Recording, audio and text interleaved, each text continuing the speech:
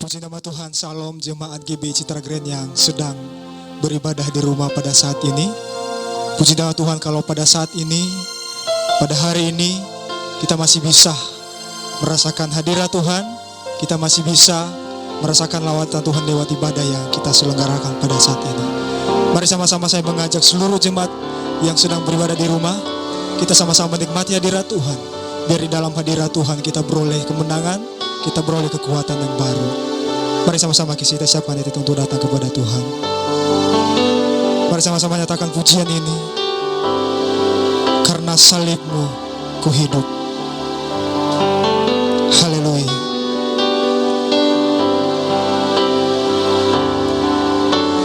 Hanya Kau Tuhan di hidupku. Kau berikan hidup yang baru. Darah-Mu menyucikan, pulihkan hatiku. Ku nyatakan Kaulah segalanya. Engkaulah sumber pengharapan. Engkaulah sumber pengharapan. Kuasa-Mu sanggup menyembuhkan. Jiwaku pun berserah hanya kepadamu. Yesus, Kaulah segalanya. Sama-sama katakan, karena salib-Mu. Karena salib-Mu ku hidup. Karena salib-Mu ku menang. Engkau yang berkuasa, sanggup untuk melakukan mujizat-Mu di hidupku. Mari sekali lagi nyanyikan pujian ini. Hanya Kau Tuhan di hidupku. Hanya Kau Tuhan di hidupku. Kau berikan hidup yang baru. Darah-Mu menyucikan, pulihkan hatiku. Ku nyatakan Kaulah segalanya. Engkaulah sumber, Engkaulah sumber pengharapan. Kuasa-Mu sanggup menyembuhkan. Jiwaku berserah hanya kepadamu. Yesus, Kaulah segalanya. Karena salib-Mu, karena salib-Mu ku hidup. Karena salib-Mu ku menang. Engkau yang berkuasa, sanggup untuk melakukan. Karena salib-Mu, karena salib-Mu, karena salib-Mu, haleluya. Karena salib-Mu ku menang. Engkau yang berkuasa, sanggup untuk melakukan mujizat-Mu di hidupku. Karena salib-Mu, oh, karena salib-Mu ku hidup. Karena salib-Mu ku menang. Engkau yang berkuasa, sanggup untuk melakukan mujizat salibmu, karena salib. Terima kasih ku hidup karena salibmu, ku menang. Engkau yang berkuasa, sanggup untuk melakukan mujizatmu di hidupku, untuk melakukan mujizatmu, untuk melakukan melakukan, untuk melakukan. Sekali lagi katakan, untuk melakukan mujizatmu, untuk melakukan mujizatmu di hidupku. Mari sama-sama kita sembah Tuhan. Haleluya, haleluya, haleluya. Terima kasih, kami bersyukur. Haleluya Tuhan, haleluya, kami bersyukur. Terima kasih sebab kasih setiamu, sebab pengorbananmu kami hidup dan diselamatkan. Haleluya, syukur.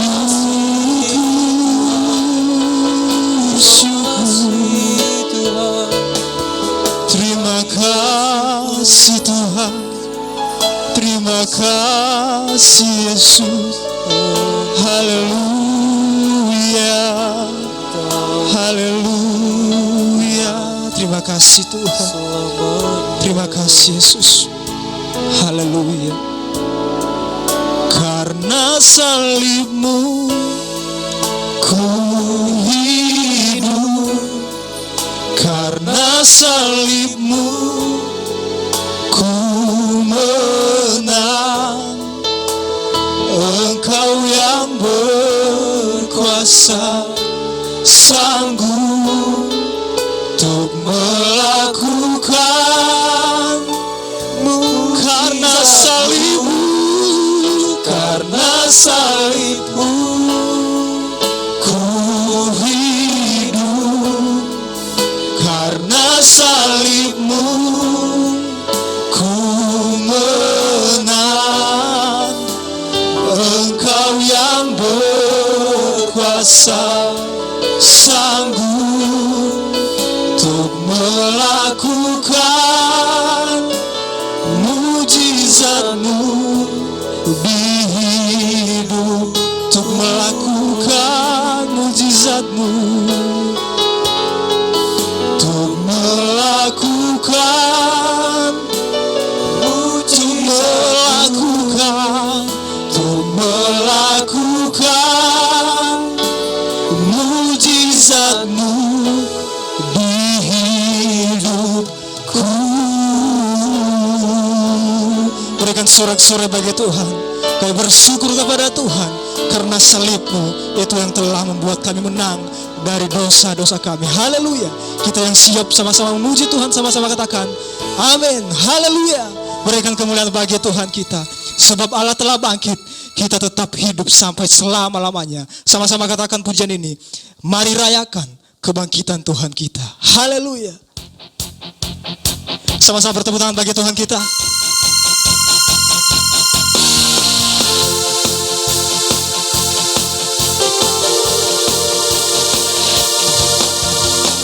Rayakan Yesus, rayakan, rayakan Yesus, rayakan,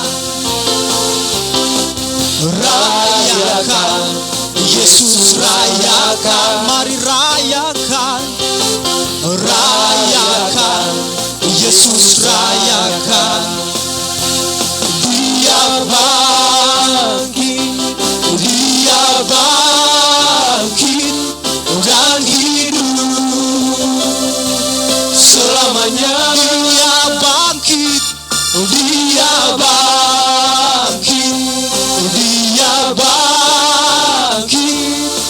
Marilah rayakan, marilah rayakan kebangkitan Tuhan kita.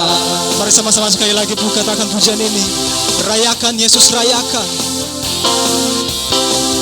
Rayakan Yesus, rayakan. Mari rayakan. Rayakan Yesus, rayakan. Rayakan Yesus, rayakan. Rayakan Yesus, rayakan. Sama-sama katakan, Dia bangkit, Dia bangkit, Dia bangkit dan hidup selamanya. Dia bangkit, Dia bangkit, Dia bangkit. Marilah rayakan, marilah rayakan. Dia bangkit, Dia bangkit, Dia bangkit dan hidup selamanya. Dia bangkit, Dia bangkit. Marilah rayakan, marilah rayakan, mari rayakan, marilah rayakan. Sekali lagi katakan, marilah rayakan, marilah rayakan kebangkitan Tuhan kita. Haleluya. Berikan kemuliaan bagi Tuhan kita. Haleluya. Puji nama Tuhan, kita terus memuji Tuhan. Saat ini mari kita siapkan hati kita untuk mendengarkan firman Tuhan. Saya percaya bahwa hati kita adalah hati yang subur, yang siap ditaburkan oleh benih firman Tuhan.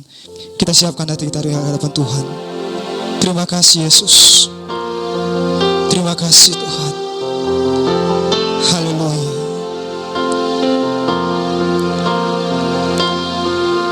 Tuhan, Kau sempurna dalam rencana-Mu dan karya-Mu. Ku serahkan hidupku, murnikan dengan Roh-Mu. Tuhan, Kau sempurna. Tuhan, Kau sempurna dalam rencana-Mu dan karya-Mu.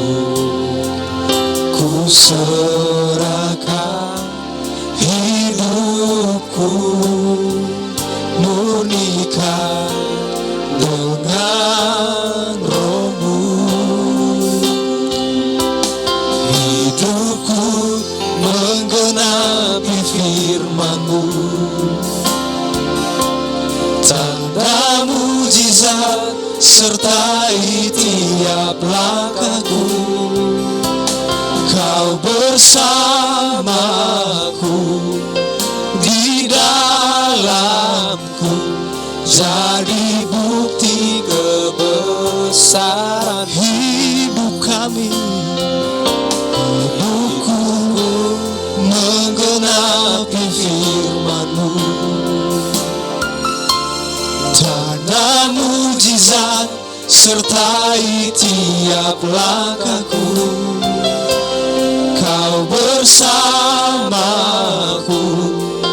di dalamku, jadi bukti kebesaran-Mu. Sekali lagi katakan pujian ini. Tuhan, Kau sempurna di dalam setiap rencana. Tuhan, Kau sempurna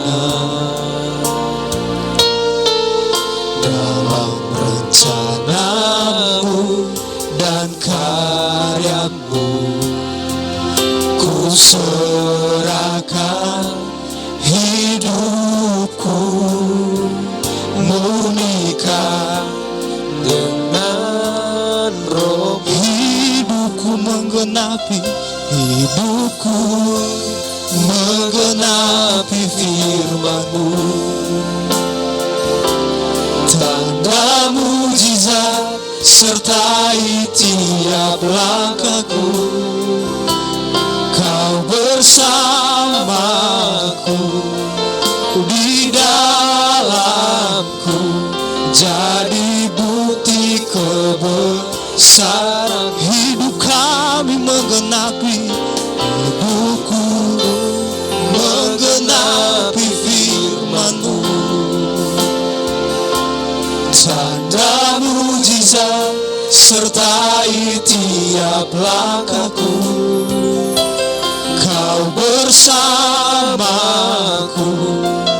di dalamku, jadi bukti kebesaran, jadi bukti kebesaran, jadi bukti kebesaran-Mu, jadi bukti, jadi bukti kebesaran-Mu.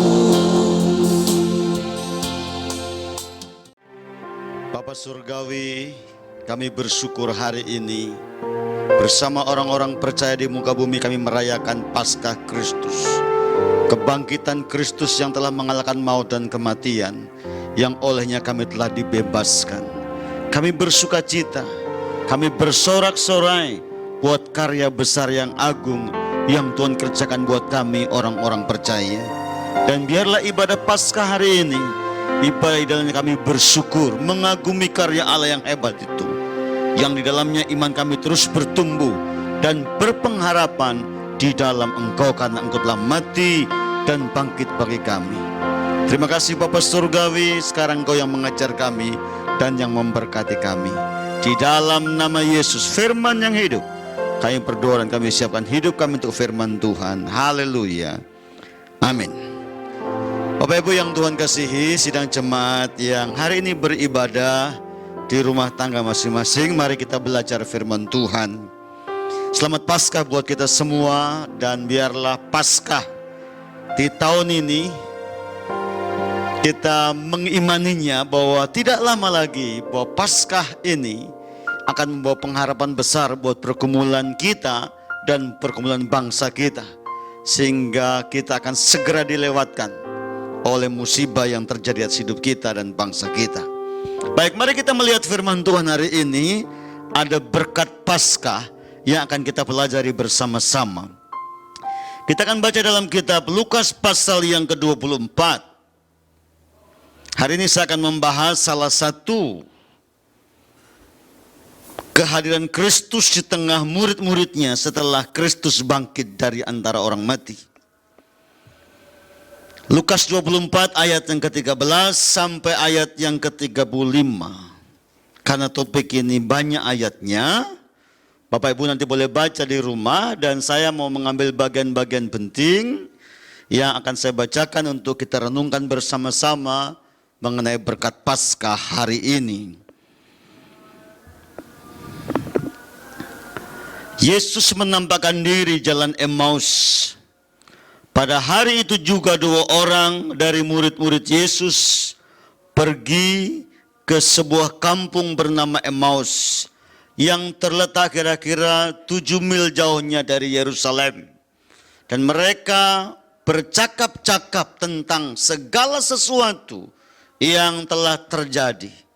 Ketika mereka sedang bercakap-cakap dan bertukar pikiran, datanglah Yesus sendiri mendekati mereka, lalu berjalan bersama-sama dengan mereka. Tetapi ada sesuatu yang menghalangi mata mereka, sehingga mereka tidak dapat melihat Yesus. Yesus berkata kepada mereka, "Apakah yang kamu percakapkan sementara kamu berjalan?" Maka berhentilah mereka dengan muka muram. Seorang dari mereka namanya Kleopas menjawabnya, "Adakah engkau satu-satunya orang asing di Yerusalem yang tidak tahu apa yang terjadi di situ pada hari-hari belakangan ini?" Katanya kepada mereka, apakah itu? Jawab mereka, apa yang terjadi terhadap Yesus orang Nazaret? Dialah seorang nabi yang berkuasa dalam pekerjaan dan perkataan di hadapan Allah dan di depan seluruh bangsa kami. Tetapi imam-imam, kepala, pemimpin-pemimpin kami telah menyerahkan dia untuk dihukum mati dan mereka telah menyalibkannya dan selanjutnya. Bapak Ibu yang Tuhan kasihi, singkat cerita adalah bahwa kematian dan kebangkitan Kristus menjadi buah bibir yang hebat di antara orang-orang Yahudi di Yerusalem. Ada yang berkata Kristus bangkit, ada juga yang berkata dicuri oleh muridnya. Ada yang berkata Kristus tidak bangkit. Tapi ada juga yang masih meragukannya. Dan yang meragukannya itu salah satunya adalah Kleopas dan temannya yang meninggalkan Yerusalem. Sejenak mereka pulang dari Yerusalem, berjalan kaki menuju desa kampung Emmaus. Sambil bercakap-cakap, sambil kecewa, sambil muram. Mereka berkata, benar enggak sih bahwa Yesus orang hebat itu bangkit? Seolah-olah kedua orang ini ada perasaan keraguan-raguan tentang kebangkitan Kristus. Pada waktu mereka tinggalkan Yerusalem dan pergi ke Emmaus, perjalanan yang cukup panjang itu, di saat mereka berbincang-bincang yang seru tentang kebangkitan Kristus, Yesus hadir di tengah-tengah mereka. Dan Yesus bertanya, seru sekali Anda berbincang-bincang. Berbincang tentang apakah Anda berdua? Yesus berkata demikian dan murid kedua orang itu berkata, tidak tahukah kalian, tidak tahukah Anda bahwa sesuatu yang terjadi di akhir-akhir ini di Yerusalem, bahwa Tuhan kami, Yesus, orang Nazaret yang berkuasa, yang berbicara nama Tuhan, telah diserahkan oleh para imam dan telah disalibkan. Tetapi saya heran juga, ada juga di antara murid-muridnya yang menyampaikan kabar kepada kami bahwa Yesus hidup. Saudara yang Tuhan kasihi, setelah mereka berjalan terus dan berbincang-bincang, Alkitab berkata, Yesus berkata begini pada ayat yang ke-25. Perhatikan ayat 25. Lalu Yesus berkata kepada mereka, hai kamu orang bodoh, betapa lambannya hatimu, sehingga kamu tidak percaya segala sesuatu yang telah dikatakan para nabi. Bukankah Mesias harus menderita semuanya itu untuk masuk ke dalam kemuliaannya? Lalu Yesus menjelaskan kepada mereka apa yang tertulis tentang dia dalam seluruh kitab suci, mulai dari kitab Musa dan segala kitab nabi-nabi. Mereka mendekati kampung yang mereka tuju, lalu ia berbuat seolah-olah hendak meneruskan perjalanannya. Saudara, dari kisah ini Alkitab menceritakan setelah mulai malam, sore, mereka harus tinggal di kampung itu bersama-sama Yesus mampir ke sebuah rumah. Dari perikop yang kita baca, saya mau sampaikan 3 hal penting berkaitan dengan Paskah. Apa itu Paskah? Paskah berbicara tentang kebangkitan Kristus.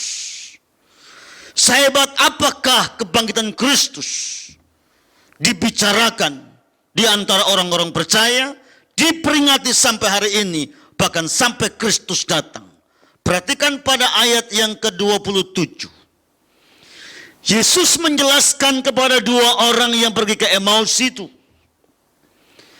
Seolah-olah Yesus membuka pikiran mereka dan berkata, tidakkah kau baca dalam kitab suci?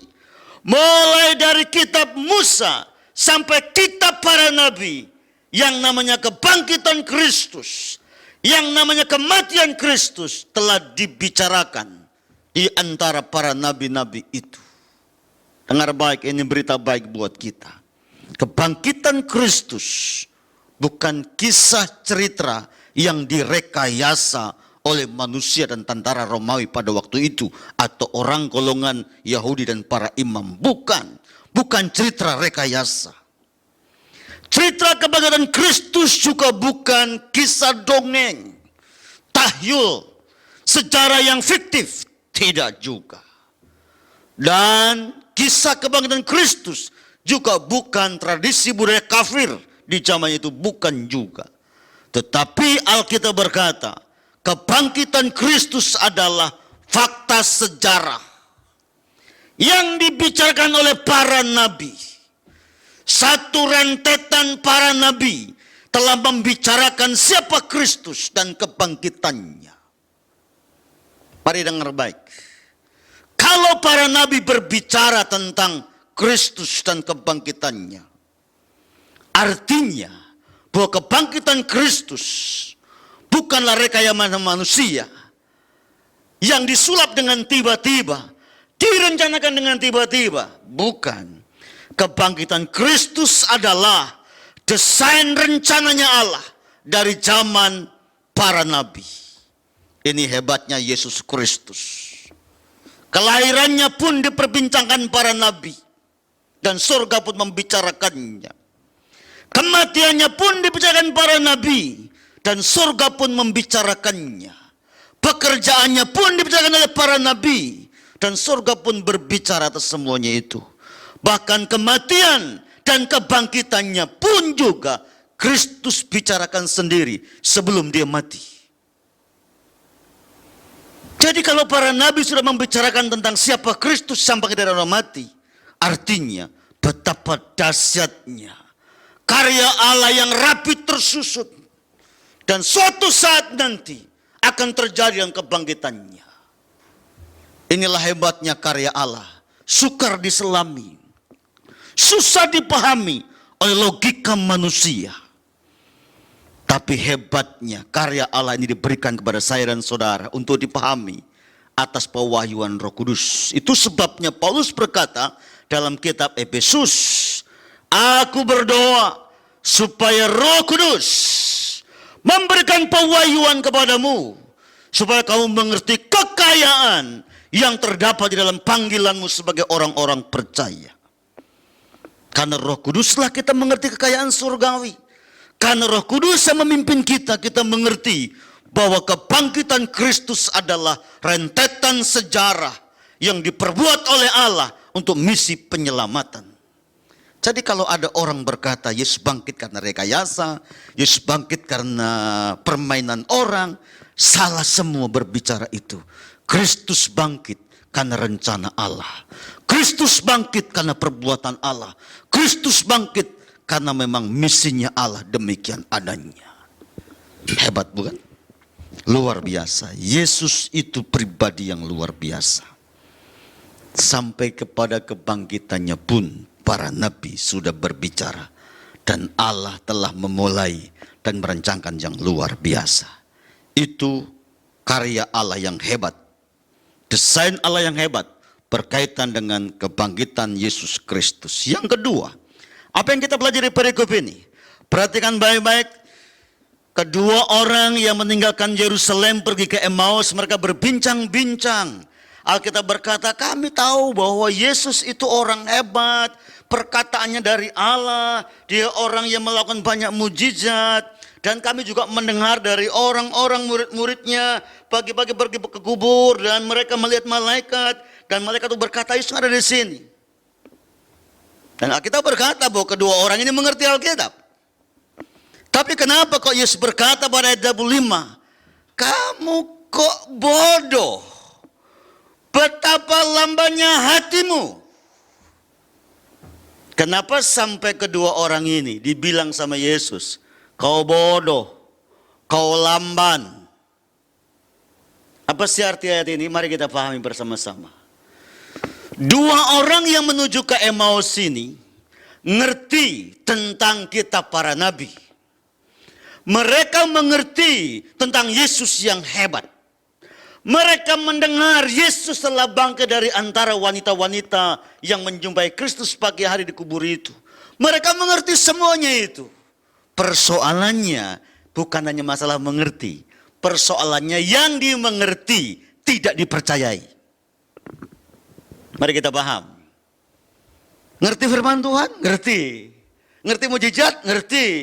Ngerti Yesus ajaib? Ngerti. Ngerti Yesus bangkit? Ngerti. Persoalannya Anda percaya enggak? Kalau hanya sekedar mengerti dan tidak percaya, Tuhan bilang begini, bodoh kau. Gitu saudara ya. Jadi itu sebabnya hari ini jangan kita seperti Kleopas dan temannya. Mereka memperbincangkan tentang Tuhan. Mereka mendengar tentang kebangkitan Tuhan. Mereka tahu tentang Yesus yang ajaib. Tapi giliran mempercayai kebangkitan, mereka lamban dan mereka bimbang, mereka kecewa dan mereka marah dalam hati dan pikirannya. Ternyata yang kuharapkan tidak menjadi sebuah kenyataan. Jadi arti kata lamban dan bodoh itu sederhana sebenarnya. Kalau Anda mengenal Yesus, Anda mengerti banyak Alkitab, Anda tidak percaya, itu bodoh. Halo? Ya. Sekali lagi ya, saya ulangi. Ini kayaknya enak sekali nih, dengerin baik ya, baik, dengerin. Kalau saya tahu Yesus itu tukang pembuat mujizat, saya tahu Yesus itu pemelihara yang agung, saya tahu Yesus itu ajaib lewat orang-orang lain, dia cerita banyak dengan saya. Terus giliran saya sekarang nggak percaya. Sekali lagi namanya apa? Bodoh. Lamban. Di dalam Alkitab ada bahasa lamban. Di dalam kitab Ibrani. Lamban itu artinya tidak fokus. Pikirannya terlalu banyak cabangnya, cabang-cabang. Memikirkan ini, memikirkan ini, memikirkan ini, akhirnya nggak fokus, akhirnya yang didengar sekalipun tentang Tuhan sukar untuk dipercayai. Seperti perumpamaan benih jatuh di semak-semak belukar. Karena banyaknya himpitan, maka tidak menghasilkan sesuatu. Orang kalau tidak pernah fokus dengan Tuhan, tidak belajar mempercayai dan mempercayakan hidup kepada Tuhan, pada akhirnya kita menjadi orang-orang yang lamban. Akibat orang yang lamban tidak fokus adalah susah untuk menjadi dewasa. Karena itu hari ini saudara, mari kita mengerti. Jangan sampai kita nanti satu hari dibilang sama Tuhan begini, bodoh kali kau. Atau lamban sekali kamu. Kamu ikut aku sudah 20 tahun. Kamu melihat dan mendengar banyak mujizat, tapi kamu bengong dan kamu tidak percaya. Bodoh dan lamban. Saya berdoa, tidak ada orang-orang bodoh di antara kita. Tidak ada orang-orang lamban di antara kita. Tapi kita menjadi orang-orang yang percaya, yang pintar, dan yang cepat dan diberkati oleh Bapa di sorga. Jadi berkat yang pertama dari Paskah, kebangkitan Kristus bukan rekayasa manusia dan dongeng fiktif. Tetapi kebangkitan Kristus adalah rencana dan desainnya Allah. Yang kedua, perhatikan. Jangan menjadi seperti kedua orang yang ke Emmaus, yang lamban dan bodoh. Mengerti banyak hal, sukar untuk menjadi percaya. Yang ketiga, yang terakhir. Mari perhatikan baik-baik. Kedua orang ini meninggalkan Yerusalem dan pergi ke Emmaus 7 mil kurang lebih jauhnya, kurang lebih 11 kilo. Mereka berjalan dan sambil berjalan memperbincangkan, memperdebatkan Yesus yang mereka harapkan. Dengan kecewa, dengan gundah gulana, dengan hati nggak berbahagia, dengan pikiran yang campur aduk antara percaya dan tidak percaya. Saudara yang Tuhan kasihi, di tengah-tengah pergumulan yang sangat besar, jiwa yang tergoncang, Yesus hadir di tengah-tengah kedua orang ini dan berkata begini. Perhatikan pada ayat yang ke-29 sampai 33. Tetapi mereka sangat mendesak, katanya, tinggallah bersama-sama dengan kami. Sebab hari ini telah menjelang malam dan matahari hampir terbenam. Lalu masuklah ia untuk tinggal bersama-sama dengan mereka. Waktu ia duduk makan dengan mereka, ia mengambil roti, mengucap berkat, lalu mecah-mecahkannya dan berikan kepada mereka. Ketika itu terbukalah mata mereka dan mereka pun mengenal dia. Tetapi ia lenyap di tengah-tengah mereka. Kata mereka seorang kepada yang lain, bukankah hati kita berkobar-kobar ketika ia berbicara dengan kita di tengah jalan dan ketika ia menerangkan kitab suci kepada kita. Lalu bangunlah mereka dan terus kembali ke Yerusalem, balik lagi ke Yerusalem. Di situ mereka mendapati ke-11 murid itu. Mereka sedang berkumpul bersama-sama dengan teman-teman mereka. Kata mereka itu, sesungguhnya Tuhan telah bangkit dan telah menampakkan diri ke Simon. Lalu kedua orang itu pun menceritakan apa yang terjadi di tengah-tengah jalan. Bagaimana mereka mengenal dia pada waktu ia memecah-mecahkan roti. Dengar baik. Setelah Kristus bangkit, minimal atau kurang lebih ada 14 kali Yesus hadir menjumpai murid-muridnya, termasuk menjumpai Paulus dan menjumpai Yohanes di Pulau Patmos. Tanda Yesus bangkit menjumpai mereka. Kenapa Yesus bangkit dan tidak langsung ke surga? Dan perlu menjumpai Petrus di tepi Danau Galilea, perlu menjumpai Thomas dan berkata, tusukkanlah tanganmu ke tangan telapak tanganku. Kenapa dia harus pergi menjumpai Petrus secara khusus dan mengcoachingnya, memulihkannya? Kenapa juga dia menjumpai orang yang gundah gulana, yaitu kedua orang yang pergi Emmaus? Dengar baik, ini berkatnya. Berita Paskah itu adalah berita Kristus tidak mau tinggalkan kita dalam kondisi kita orang-orang yang tidak punya pengharapan. Berita Paskah itu berita pengharapan. Kematian tanpa kebangkitan adalah kabar yang tidak membawa pengharapan. Paulus berkata dalam kitab Korintus, berkata begini, kalau aku memberitakan Kristus yang mati, sia-sialah imanmu dan sia-sialah aku. Dan kita masih tinggal di dalam dosa. Kenapa Kristus mati dan bangkit? Perlu menjumpai murid-murid. Karena Kristus tidak ingin meninggalkan murid-murid dalam kekecewaan dan tidak berpengharapan. Itu sebabnya dia hadir kepada Kleopas dan temannya. Meneguhkan, menguatkan, memberikan sukacita untuk tidak menjadi bimbang, ragu, dan goyah di dalam Kristus. Itulah sebabnya dia berkata kepada Thomas, jangan tidak percaya lagi. Itulah sebabnya dia berkata kepada Petrus, tebarkanlah jalamu dan kamu akan mendapatkan 153 ekor.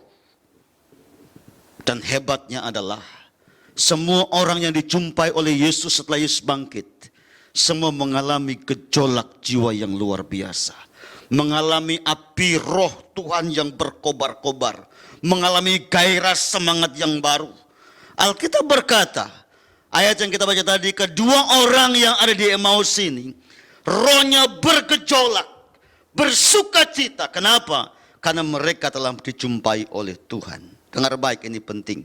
Kehadiran Kristus kepada komunitas orang-orang percaya zamannya Petrus yang ada di satu ruangan yang tersembunyi, kehadiran Kristus di tepi Danau Galilea, kehadiran Yesus di tepi Danau Galilea, kehadiran Kristus kepada orang yang ada di Emmaus membawa perubahan berkat yang luar biasa. Saudara dengar baik, ini penting. Lihat kisah-kisah peristiwa dalam kitab Injil. Setiap Kristus hadir di tengah-tengah mereka, mereka melihat perkara-perkara ajaib. Yesus hadir di Kana, air berubah menjadi anggur. Yesus hadir di kota Nain, yang mati dibangkitkan. Yesus hadir di Kapernaum, seorang anak yang mati juga dibangkitkan. Kehadiran Kristus selalu memberkat yang luar biasa. Kristus bangkit, hadir di antara mereka untuk menguatkan, mengkokohkan, dan memberkati mereka semuanya. Hari ini Yesus hadir di tengah-tengah Anda, di rumah di mana Anda beribadah. Percayalah, kehadiran Kristus akan menguatkan Anda, memberkati Anda. Berkat Paskah, berkat kehadiran Tuhan akan memberkati saudara semua di dalam Kristus. Sehingga tidak ada lagi yang takut, yang kecewa, yang kepahitan, yang gentar, yang dalam kekhawatiran, kepanikan, dan tidak usah. Kenapa? Kristus Tuhan ada di tengah-tengah saudara. Amin. Mari kita mengerti firman hari ini. Jadi ada 3 berkat Paskah. Kristus bangkit karena rencana Allah. Jangan menjadi orang bodoh dan lambat. Dan percayalah, kehadiran Kristus menjumpai orang-orang waktu itu, yang hari ini menjumpai saudara, berkat yang sama Anda akan alami. Selamat Paskah. Tuhan memberkati kita semuanya. Amin. Sebab dia hidup, ada hari esok. Sebab dia hidup, takut tiada, takut tiada. Karena ku tahu dia pegang hari esok. Hidup jadi berarti sebab Yesus hidup. Dia hidup buat kita. Dia hadir di rumah tangga kita hari ini. Dia ingin memberikan ketenangan, keteduhan, dan sukacita yang melimpah. Engkau yang membutuhkan Tuhan hari ini, engkau boleh angkat tangan di hadapan Tuhan. Tuhan berkati tangan-tangan yang terangkat. Engkau yang hadir di rumah Tuhan di tempat ini, engkau juga yang hadir setiap keluarga sedang beribadah malam pada si pagi hari ini. Kami percaya kehadiranmu memulihkan, menyembuhkan, melepaskan, memberkati dan memberikan pengharapan. Malam ini kami berdoa tidak ada di antara kami yang lamban dan bodoh, karena kami mengerti firman dan kami percaya firman. Kami mengerti kebenaran, kami mempercayainya. Dan biarlah kami mengerti bahwa kebangkitanmu rencana besar ilahi buat kami orang-orang percaya untuk diselamatkan. Dalam nama Yesus, firman yang hidup, aku berdoa dan bersyukur. Haleluya. Amin. Selamat Paskah. Tuhan memberkati kita semuanya. Amin. Puji Tuhan, kita telah mendengarkan firman Tuhan yang menguatkan kita. Yesus telah bangkit. Ada hari esok untuk kehidupan kita. Puji Tuhan. Bapak Ibu dan Saudara yang kasih Tuhan, ada sedikit pengumuman. Yang pertama, karena ibadah kita adalah ibadah melalui media, karena itu seluruh persembahan dari jemaat semua silakan diberikan melalui rekening yang tertulis di bawah ini. Kemudian yang kedua, ibadah masih ada di rumah kita masing-masing seperti anjuran pemerintah, sambil kita menunggu pengumuman resmi dari pemerintah. Kemudian yang ketiga, yang terakhir, kita tetap satu dalam doa untuk mendoakan agar pandemi COVID-19 cepat berlalu, baik di negara kita sendiri maupun di seluruh dunia. Demikian pengumuman. Mari kita tutup ibadah kita dengan doa. Mari kita satu hatikan. Bapa, dalam nama Tuhan Yesus Kristus, terima kasih buat ibadah pada hari ini. Terima kasih buat firman-Mu yang menguatkan setiap kami. Engkau Allah yang hidup dan Kau bangkit dari kematian. Engkau mengalahkan kematian, Tuhan. Terima kasih Bapa. Kami bersyukur. Hari ini kami berdoa, Tuhan, kiranya Engkau memberkati pemerintah bangsa kami untuk dapat mengatasi pandemi COVID-19 dengan baik, dan pandemi ini cepat berlalu. Kami berdoa juga negara-negara lain yang sedang menghadapinya, Tuhan tolong. Kami berdoa juga seluruh jemaat-Mu GBI Sentral Citra Grand dimanapun mereka berada saat ini, Tuhan memberkati mereka semua. Tuhan melindungi, Tuhan memberkati, menyertai saat ini di rumah mereka masing-masing. Terima kasih Tuhan. Sekarang kami akan menerima berkat-Mu. Jemaat yang dikasih Tuhan, angkat tangan-Mu dan terimalah berkat. Jemaat yang dikasih Tuhan, sekarang terimalah berkat Allah. Kiranya berkat damai sejahtera dari Allah Bapa, kasih sayang dari Yesus Kristus, kuat kuasa pimpinan Roh Kudus menyertai saudara semua hari ini sampai selama-lamanya. Tuhan Yesus memberkati. Amin. Kami memuji kebesaran-Mu,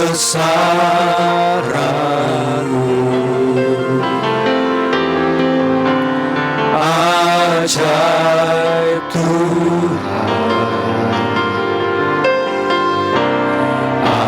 ajaib Tuhan.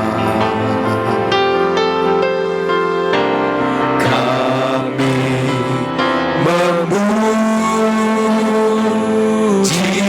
kebesaran-Mu,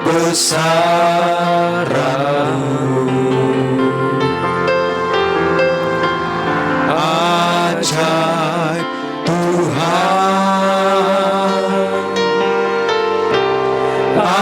ajaib Tuhan.